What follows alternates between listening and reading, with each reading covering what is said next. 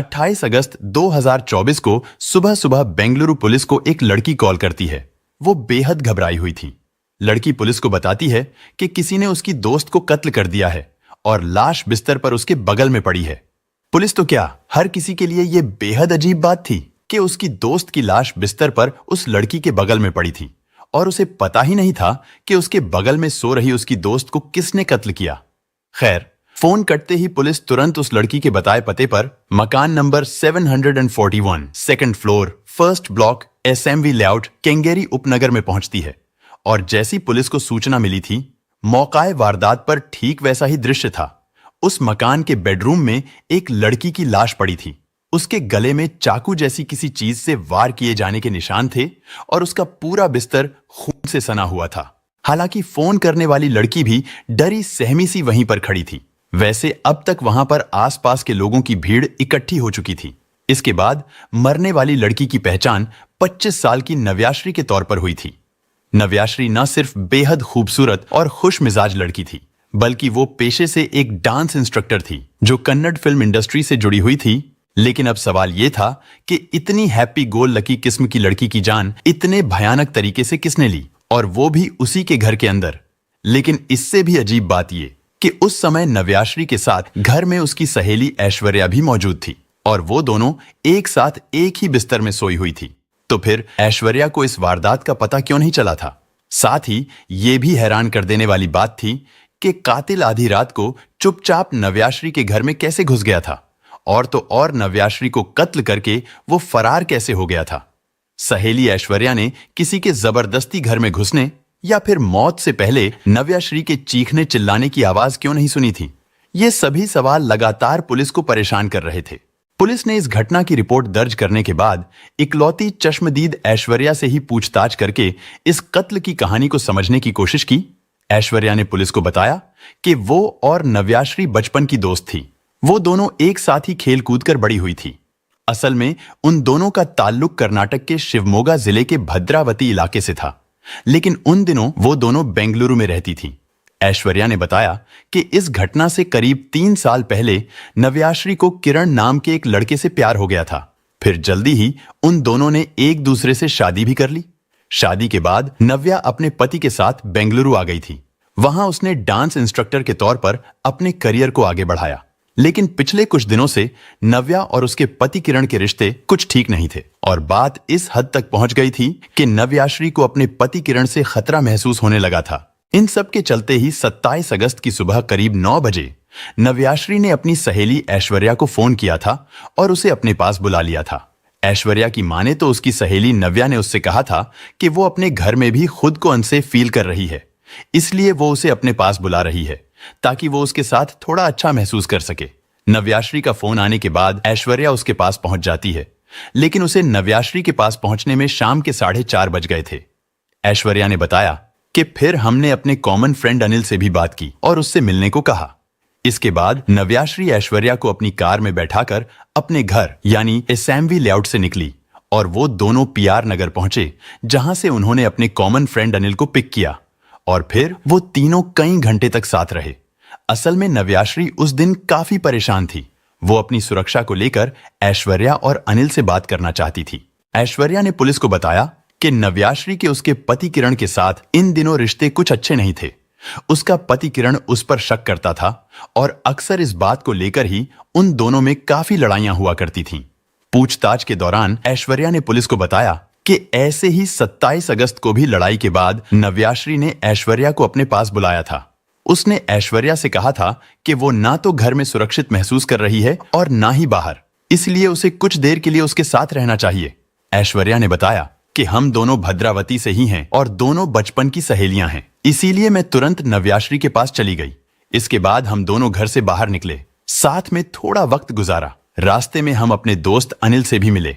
अनिल ने नव्या को इस परेशानी से बाहर निकलने के लिए पुलिस के पास जाने की सलाह दी। दरअसल नव्याश्री अपने दोस्त अनिल से मिलकर अपनी परेशानी का हल ढूंढने की कोशिश कर रही थी और अनिल ने उसे पुलिस में शिकायत करने की सलाह दी थी।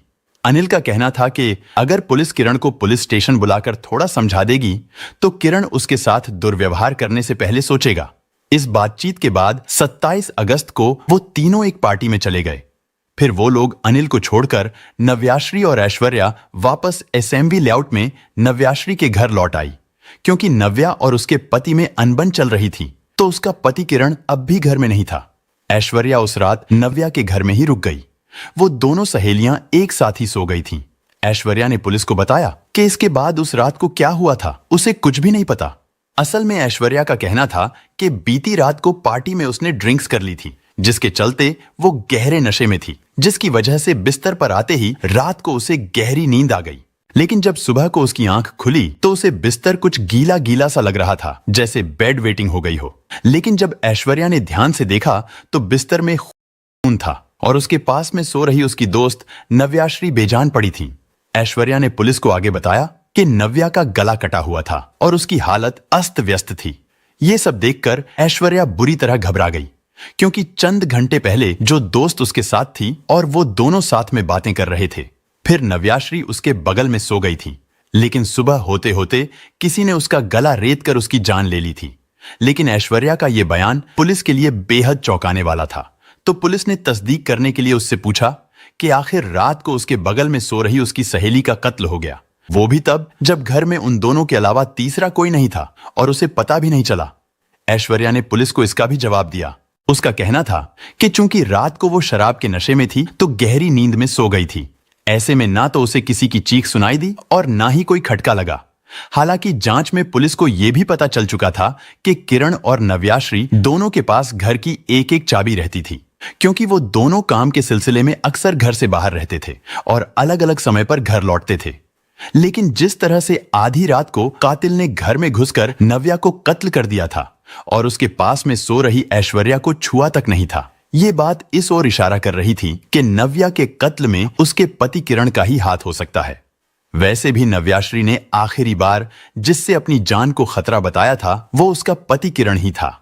ऐसे में हो सकता था कि किरण ही आधी रात को डुप्लीकेट चाबी से घर का दरवाजा खोलकर दबे पांव अंदर आया हो और उसी ने नव्याश्री को कत्ल कर दिया हो और फिर चुपचाप घर से बाहर भी निकल गया हो, क्योंकि नव्या के दोस्तों और घर वालों की माने तो उसका पति किरण उस पर शक करता था।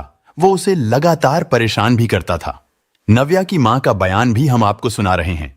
हालांकि वो कन्नड़ भाषा में बात कर रही हैं, लेकिन आपको उसका हिंदी ट्रांसलेशन हिंदी भाषा में स्क्रीन पर भी दिखाई देगा। आप लोग उसे पढ़कर समझ सकते हैं। ಹೋಗ್ಬೇಡ, ನನ್ ಕಣ್ಮುಂದೆ ಇರ್ಬೇಕು, ಯಾರು ಫೋನ್ ಮಾಡಿದ್ರು ವಾಚ್ ಮಾಡೋದು, ಎಲ್ಲದು ಟಾರ್ಚರ್. ನಮ್ಮ ಎದುರುಗಡೆನೆ ಇನ್ಸ್ಟ್ರೂಮೆಂಟ್ ಎಲ್ಲ ತೋರಿಸ್ದ.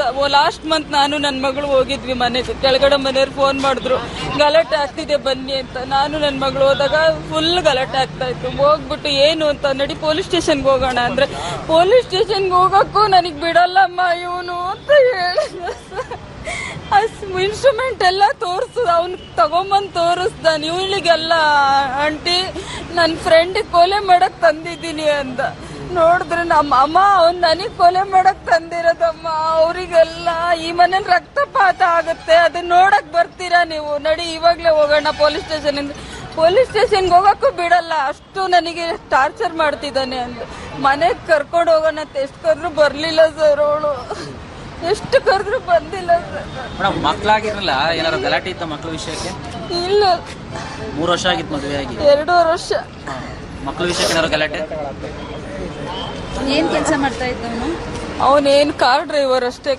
ಈಗ ಇತ್ತೀಚೆಗೆ ಏನು ಕೆಲಸ ಮಾಡ್ತಿರ್ಲಿಲ್ಲ, ಮನೆಯಲ್ಲೇ ಇರ್ತಿದ್ದ. ಇವಳಿಗೋಸ್ಕರ ಮನೆಗೆ ಈವೆಂಟಿಗೆ ಹೋಗಿ ಬಂದ್ಲು. 1 ವಾರ ಮನೆಗೆ ಬರ್ದೇನೆ ಈವೆಂಟಿಗೆ ಹೋಗಿ ಬಂದಿದ್ ನೈಟೇ ಈ ತರ ಮಾಡಿರೋದು। अगले दिन मामले का खुलासा होने के बाद उसके मोबाइल की लोकेशन और दूसरे सर्विलांस की मदद से केंगेरी पुलिस ने किरण को अरेस्ट कर लिया और फिर उससे कड़ाई से पूछताछ की गई। पुलिस के मुताबिक किरण को शक था कि नव्याश्री का किसी और लड़के से अफेयर है। उन दोनों के बीच इस बात को लेकर काफी लड़ाइयां होती थीं। नव्या को डर था कि कहीं किरण उसे कोई नुकसान ना पहुंचा दे, इसलिए वो उस रात अपनी सहेली के पास सो गई थी। लेकिन देर रात को किरण एक लोहे की रॉड लेकर आया था। उसने डुप्लीकेट चाबी से दरवाजा खोला और घर के अंदर चला गया। सबसे पहले उसने नव्याश्री के सिर पर लोहे की रॉड से वार किया, फिर उसने चाकू से नव्या का गला काट दिया और घर से बाहर निकल गया। लेकिन घर से निकलने से पहले उसने सैनिटाइजर पी लिया था, जिसके बाद वो हॉस्पिटल में एडमिट हो गया। इधर जब नव्याश्री की सहेली सुबह को उठी तो उसने नव्याश्री की लाश देखी, जिसके बाद उसने पड़ोसियों और पुलिस को जानकारी दे दी थी। लेकिन कहानी इतनी भर नहीं है, क्योंकि यह भी पता चला था कि वारदात की रात घर में घुसकर कातिल ने नव्याश्री को पहले घर में ही एक कुर्सी से बांधा, उसके बाद उसे टॉर्चर किया और फिर उसकी गला रेत कर हत्या कर दी। जबकि ऐश्वर्या ने अपने बयान में पुलिस को बताया है कि उसे उसकी सहेली की लाश उसके बिस्तर पर बगल में पड़ी हुई मिली थी, जो खून से लथपथ थी।